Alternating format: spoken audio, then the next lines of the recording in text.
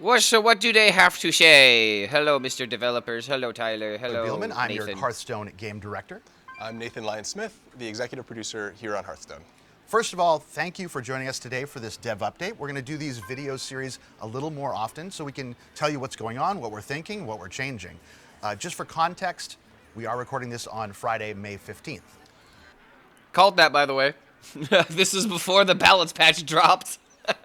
As a result, the topics we're going to talk about are prevalent in Hearthstone, as part of recording. We're going to give you an update on the class sets, how we think about them, the feedback we've seen, balance changes that have rolled out, kind of why and what we thought, and also a final update on what we're seeing in Arena, feedback we're getting from you, and some thoughts on what we might do about it. Let's start talking about this with the class sets. Now, we're in the Cataclysm expansion, and Deathwing has raised Azeroth, but we're rebuilding. We are in the restoration of Azeroth, so we're bringing you these 4 new class sets, one for Druid, one for Hunter, one for Mage, and one for Paladin. Here in the Year of the Scarab, each of our expansions is going to have a class set in the middle of the expansion, typically that .4 patch that you've seen. And as a result, there will be 4 class sets in the first expansion, we just saw with Cataclysm, 4 in the next expansion, and 4 in the final one. Every class will get their turn to have a class set. Yeah, that's 4, 8, and 12, though. And last time I checked, we only had 11 classes. We have seen the speculation online that we have a new class to announce, and therefore that class... Really now? Really? Eight,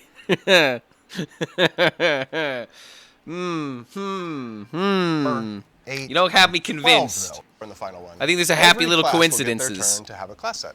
Yeah, that's 4, 8, and 12, though. And last time I checked, we only had 11 classes. We have seen the speculation online that we have a new class to announce, and therefore that class will fill in the class sets. That's not the case. I want to reiterate that. The Death Knight class is going to be getting 2 class sets. The reason for this is the runes system in the Death Knight deck building gives us a lot of opportunity. Okay, good. Yes, me likey a lot. Yes, you're giving Death Knight more cards because they have rune restrictions, and because of the rune restrictions, it really, I don't want to say disincentivizes people from trying the deck, but it disincentivizes creative deck building because there are cards that you absolutely have to run, otherwise the deck doesn't work. So, yes, this is good news. Thank you. For depth and complexity, and so we're going to make 2 class sets for the Death Knight that give 2 different archetype sets for that class.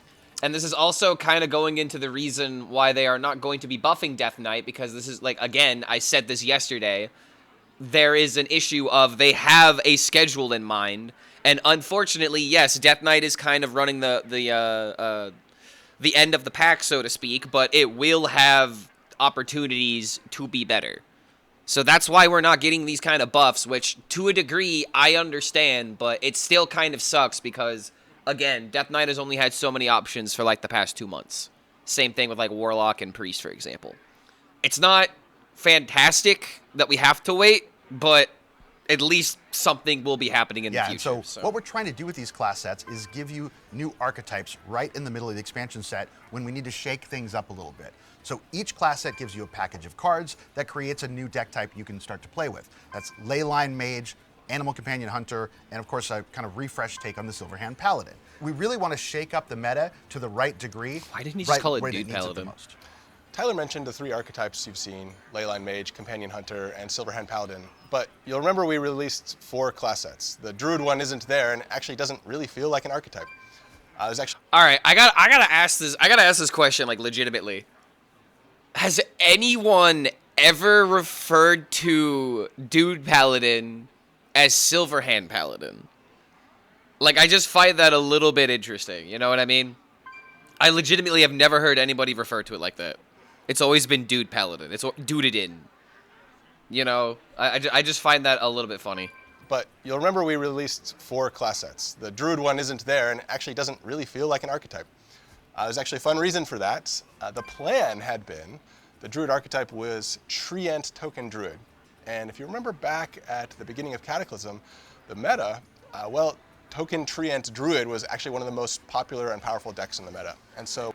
Okay, this does make sense, because the other 3 class sets were all established archetypes, and the Druid cards just kind of felt like extra Druid cards, which honestly, I don't mind the Druid cards. The Heart Root Stone, the Bashana, all fantastic, but Bashana is like, Treant support to a degree because it gives you Treants, right? But, okay, they peeled back some of the Token Druid cards because they didn't want to make Token Druid into, like, the next, like, big deck.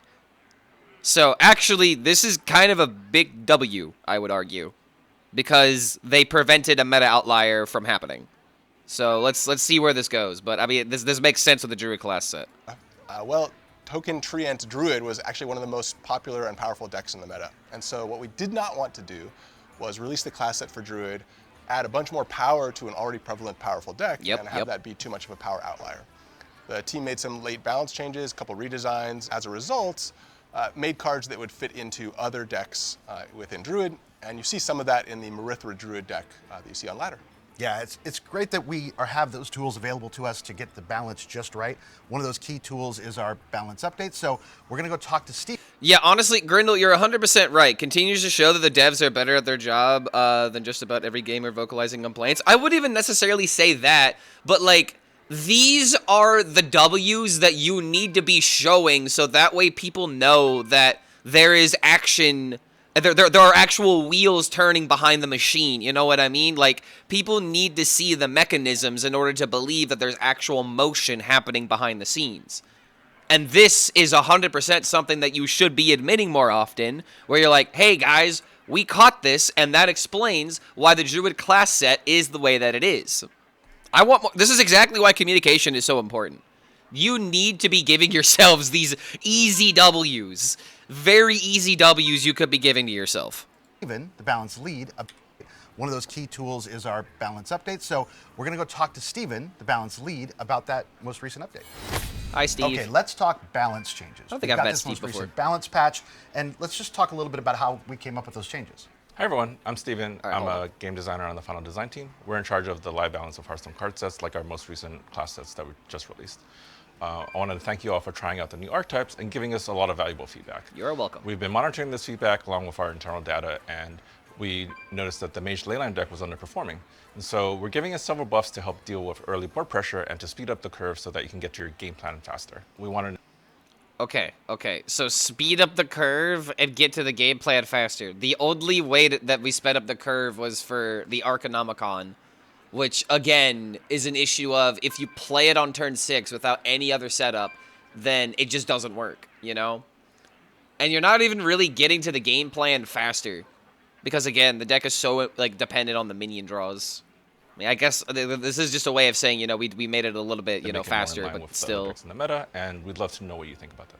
Yeah. And it's still not in line with the metagame. It's still not even close to being in line with any of the meta decks.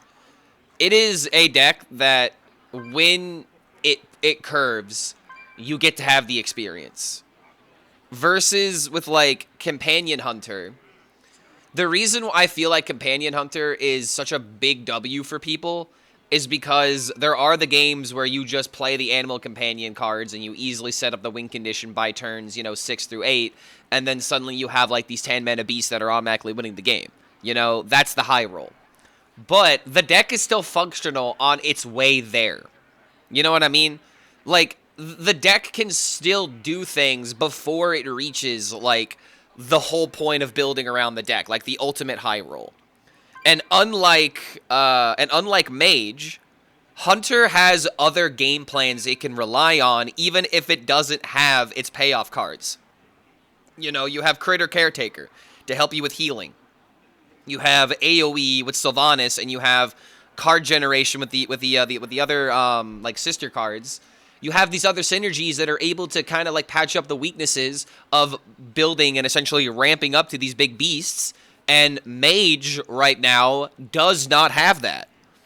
Mage cannot afford to run Critter Caretaker because you aren't allowed to have that card in your mulligan, And granted, you don't want to keep the Critter Caretaker in the Hunter deck, but the reason why it's so much it's so much better in the Hunter deck is because you can bring it back with Confront the Tol'vir. So it's just a constant, support. Even if it is stuck in your mulligan, you're not that upset about it, but you never keep it in the mulligan. If it's in your mulligan as a Mage, you're not that happy with it because you are so dependent on this curve. Otherwise, the deck does not work.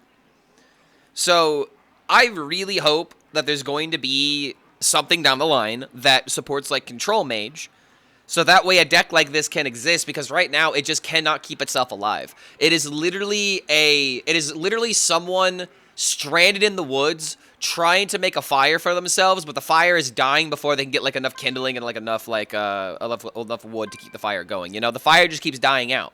You gotta make the deck burn brighter by, you know, ending games faster. If honestly I don't want to go that direction, I want the slower option to be something. But like the issue is just survivability. Mage has no armor gain. Mage has no life gain. Mage has, I don't even think, any valuable AoEs before you reach your Blizzard turns. So you are so dependent on the curve, otherwise you die. So I just feel like these are the differences between the Companion Hunter being like a complete deck versus the Leyline Mage. Even though it got 3 buffs, it's still not enough to make the deck more than like a 47% win rate deck. And it does have things impressive that it can do, but it's just at a disadvantage in every single regard to where it has to roll perfectly. That wasn't the only one. We did some changes to the cards in the Hunter Companion class set as well. In that package, you play Tame Pet on 1 to sort of boost the companions, but it really didn't have a 2-drop. So we're changing it, bringing down the Migrating Elec from 3 mana to 2, and then bringing down the stats a little bit too to kind of smooth everything out. But so this is kind of interesting because they said that the deck has no 2-drops. And you can run the Shadowed Informant. And the Shadowed Informant does see play in the deck. And Exotic Houndmaster does see play in the deck. Or you could build it these ways. Are they just like kind of like shadow admitting that they never put a 2-drop in the deck? You gotta raise that eyebrow a little bit, you know what I mean? But, okay. The funny thing about this, though, the only reason why I'm even like pressing on this is because I really don't believe that the buff, the 2-mana Elec, really mattered. And the reason why I don't believe it really mattered is because it doesn't even seem like it's a card that you want to keep in the mulligan. Like, you can keep it in the mulligan, but Tame Pet is just so much more of a valuable card, and hitting your 1-drops and hitting the Confront the Tol'vir is just what you would rather try to make the deck, you know, actually play it out, you know? Yeah, hot take, it actually feels bad to play on turn 2, and the reason why is because you're not cycling through. You do not care about early game pressure most of the time. Like, the people that have the highest rank and the most success with this deck do not recommend keeping Elec in the hand. And actually, something that we can actually do is look at the data and see how good it is to keep this card in the mulligan. Migrating Elec 50%. People keep it 96% of the time, but look at how much lower it is compared to Tame Pet. This is exactly why people tell you not to keep it. You would rather have the Tame Pet. You would rather have the Confront the Tol'vir. You would rather have the tracking. Hell, dude, even Sylvanas has a higher mulligan keep because, you know, a 2-mana or a 2 damage AoE, potentially 4 damage AoE by turns 3 through 5 could also win the game. Keeping this because of early game pressure and just playing 1s in order to make the Confront the Tol'vir. Like, this is exactly what I'm talking about. So it's like this buff was not necessarily like a bad buff, but inconsequential, I guess. Like, it's just, it didn't really do anything. It just made the card, I guess, slightly better, which is good. I'm not like, you know, saying I hate the fact that they buffed this card. But again, the buffs that they said are hopefully going to shake up the meta, I'm using their words, okay? I'm using the things that they have told us. It's not shaking things up. It's barely moving things along. You know, and again, this is a good buff. I don't mind this card being buffed, but you know, like again, we'll just have to see. Let's not be too nitpicky. But I just feel like I have to, you know, speak my truth, speak what I'm seeing. it's not all good news for all the cards. Sometimes we've got to do some nerfs. So where are we in that department? Okay, We were pretty happy all right. with the health of Hold the up. meta coming into the class sets. There was a lot of class diversity and viable decks, but there were 3 decks that were slightly above the rest once the classes came out, and we're toning these down a bit. We're doing a slight stat change to cards in Demon Hunter and Warrior to make it a bit harder for them to defend those early boards. All right. And we're increasing the mana of Forest Gift by 1 so that it can reduce some of the burst potential of the aggro Druid deck. Okay, hold on. So I agree with the Demon Hunter part of this, but not with the warrior part of this. Harder for them to defend those early boards. How, like, We're doing a slight stat change to cards in Demon Hunter and Warrior to make it a bit harder for them to defend those early boards. And I'm not going to nitpick. I'm not going to nitpick. We can't nitpick. So that we'll be here all day if I nitpick, and it's also not fair. Of the aggro Druid deck. Yeah, that's great. And there's one more balance change we have to talk about, and that's to a card I think is awesome, which is Dragon Soul Shattered. Now, this is our event card that we're doing, and okay, I'm going to have a hot take about this. Sometimes we'll see. About how every card should ask the player a question. How will they utilize this to its maximum effect? Brother, that's what I've been asking myself with this card ever since I've seen it. All right, come on, let him cook. And you have all these 6 essences, and can you pull this off is such a fun mini puzzle for players. So talk a little bit about this card and what we did to it. Sure. When we design Hearthstone expansions, we try to come up with as many cool legendaries as we can so we have more to choose from and to have backups in case certain designs don't work out. For Cataclysm, we ended up with an extra legendary design that we all liked but didn't have room for in the main set. So we checked with our event designer Ryan to see if it was something that he wanted to add to an upcoming event, and he was excited to do so. Also giving it a couple of buffs in this patch, one to the AoE and also to the mono refresh to make it feel better when you add it to your decks. Yeah, that's all.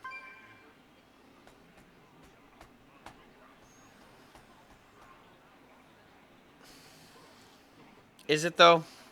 Is it real? Is it really buffed though? Like, I mean, I said this in my video talking about the buff already, but I guess I have to just. I mean, I'll say it again just in case people didn't see it. Death Knight has not been working well with the 6 mana deal 4.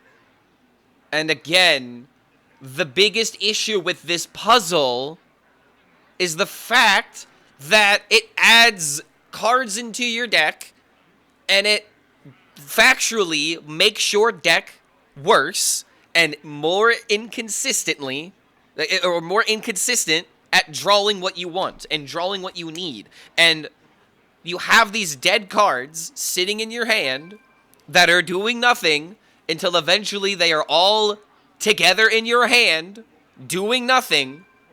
And even if you somehow assemble all of these 6 cards, you still haven't really done anything. You have gained armor, you have summoned an 8/8, yes, you have summoned an 8/8, you have dealt 8 damage, you have drawn 3 cards, you have gained mana. So you still, after all of this, have to do something else. What world are we living in where this is possible? When the meta is so aggressively fast. We're in one of the fastest meta games that we've ever seen, and that's why I keep saying the aggro meta. I'm not just saying this because you're seeing Face Hunter all the time. It's because most decks are trying to kill you as quickly as possible. I can't make it to turn 6 half the time against these decks. So how am I going to gather all 5 pieces of Exodia, get all the Dragon Balls, and somehow also collect all of the Infinity Stones, and then after all of that, I still have to do something else? On top of all of that, suddenly I have to win the Battle City Finals and get my grandpa's soul back. In what world is this possible? What puzzle are we talking about? I would love to know, because I don't know how to use this. Awesome. If you don't have your Dragon Soul Shattered card, you can go play right now. It's free if you play the event. So go get your copy. And we've been doing more events back to back. And so the next event we have teed up is where you defend the Ruby Sanctum. And in that event, you'll be able to earn class packs for Druid, Hunter, Mage, and Paladin. So if you're still fleshing out your collection and finishing up, this is a great way to do that. All right, Stephen, thank you very much. I'm going to go talk to Nathan. All right, cool. All right. Okay, gotta be honest, I don't like what they had to say about the Dragon Soul because, again, dealing 1 more damage on an AoE and gaining 1 more mana when you have all of these other setups just doesn't feel like it's good enough. Like, you want to know a comment that I've seen a lot about the Dragon Shatter card? It says Shattered, right? And it has nothing to do with the Shatter keyword. Now, this could just be a coincidence. You know what I mean? Where it's like Deathwing shattering the Dragon Soul. It's like the whole point of like this story. But there's a theory that I've seen float around which I actually kind of feel like might be cooking. What if the Shatter card originally was a 6-mana Shatter spell that shattered for 6 different cards? Now, granted, the Dragon Soul always casting 6 things at once does seem like a very powerful and very like, oh my god, what are they doing kind of thing, you know what I mean? Because suddenly this one legendary is getting you like, you know, the 8/8, dealing 8 damage, dealing an AoE, gaining you armor, drawing you cards, and gaining you mana, right? So it's like, on top of that, it makes sense to me, because think about it this way. If you are playing a deck that has a lot of cards, and then you draw the Shatter card, and you already have, let's say, you know, 7 cards in hand, you draw the Shatter card, you're only going to get 3 of those options.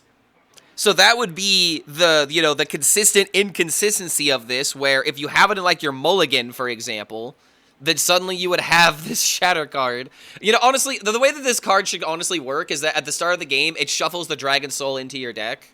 But then suddenly you could, like, easily, like, draw it with Paladin. So it's like, you're kind of seeing, like, the problem that, like, this kind of idea had. But, like, that seems really fucking cool to me. And there are a couple of, like, you know, ways that it would be, you know, really, really broken. Like, on the top deck for, like, an aggro deck is, like, with nothing else, it would just be such a good, like, reload card. But, like, I really wonder if they started with that, they realized it would have been too broken, it would have been too powerful, and now they've made it into this version of the card.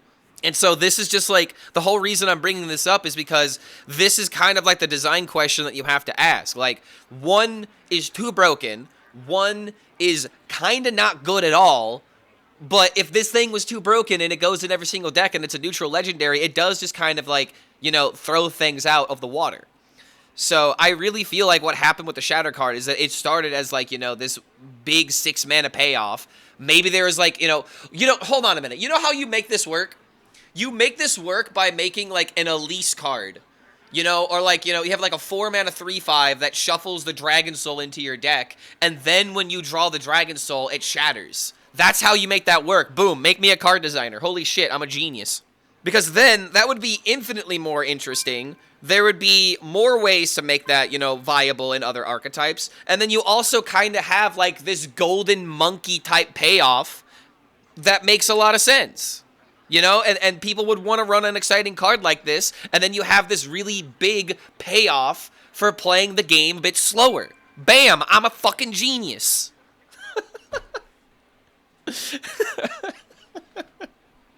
Okay, hold on a minute. I'm, like, actually cooking. So, like, okay, this is just kind of the problem with, like, you know, with these kind of cards, though. You know, you have to find that middle ground, because one is too powerful, but right now, on the other flip side, if this is what they decide to change it to, this isn't powerful enough. So there's got to be a way to find that middle, and I don't think they found the middle with the Dragon Soul. I mean, I'm still very, very sad about it. Hopefully time will tell. Maybe time will prove me wrong, but I don't know, man. I kind of like the idea of, like, that Elise card, you know? Welcome back. Hey, thanks. We've got one more topic for you. We're going to talk a little bit about All right, Arena. lay it on me. Now, we've been seeing a lot of comments on this season of Arena. We kicked that off with patch 35.4, I don't know much about Arena. and we brought back Dual This is Class for Zeddy. Arena. And Dual Class Arena is super fun. We used to just do it once a year, but now we have the tech, we can do it more often, so that's awesome. But we are seeing a lot of very clever double Herald draft runs. Now, those can get very powerful, and they're super...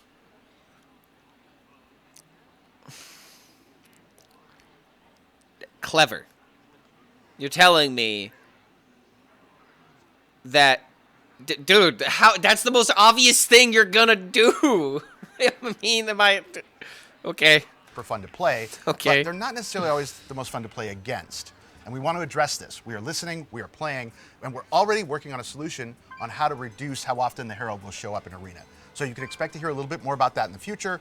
So for now, enjoy those double Herald decks while you still can. And enjoy that. Okay, so they're going mechanic to change while the you can, percentages. because, of course, that was the That's key good. mechanic for the Cataclysm expansion. But we're just about to get to that next one, the Prison Break expansion, where we'll unlock some new mechanics. So thanks for spending time with us with this dev update video. These videos are for you, so we do want to know what you think. Please give us feedback. Does this format work for you? Tell us what topics you want us to cover. Appreciate you being here with us, and we'll see you in the tavern. Honestly, I gotta be real. I like this. Everything they had to say has, you know, legitimate. I don't want to say legitimacy because, like, I mean, it's obviously legitimate, but it's like it makes sense in the context of where you see the cards, you see the final design of them, and it's like, wait a minute, man. If they would have gone all in on making Token Druid the best deck of the game, I would have been pissed off. Okay, so they prevented a Clark rant video. They prevented, you know, some rant videos from some of the content creators, you know what I mean? But yeah, I think the format is fine. I think that I kind of wanted to hear more about Leyline Mage. I got to be real, man. Like something you want to know. I'm gonna make a call out. All right, I'm gonna make a suggestion. Something I want the devs to do one time. All right, when you have a deck that's underperforming, like Leyline Mage, like Rafam Warlock, like Imbue DK, all right? I want you guys to admit that we were wrong, you know? Like, it's just one of those things to where it's like, wait, I'm sorry, this archetype didn't land. But, here is the deck we played. So that way the community can kind of get an idea of what you were thinking of these archetypes, like the direction you wanted this to go. I want to see the final 30 of Imbue DK that you had. I want to see the final 30 of the Leyline Mage, of the potential different ways of making this archetype work. You know what I mean?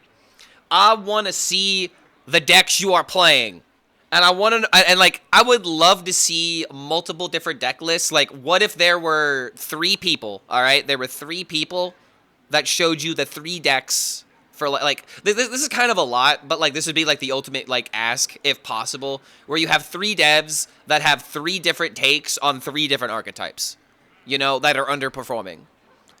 So that way, like, this would be such a good idea for, like, a video where it's like, you know, the devs gave me this deck. What were they thinking? You know, what were they cooking? Maybe there's just, like, a way that this works, but unfortunately it just dies to whatever the meta decks are kind of deal. You know what I mean? And it's like, with all the ways that we have to get decks anyway, what's one more deck? The devs are always secret about what they play, and I would love to see something like that in the future. So you want to know what, Tyler? That is my ask. I would love to see a couple of the decks that you're playing, especially with some of the underperforming archetypes, so we can understand if, like, we're trying to make these decks really good, or if we're just really focusing on, like, you know, exciting deck building and, you know, creative inclusions and stuff like that, you know?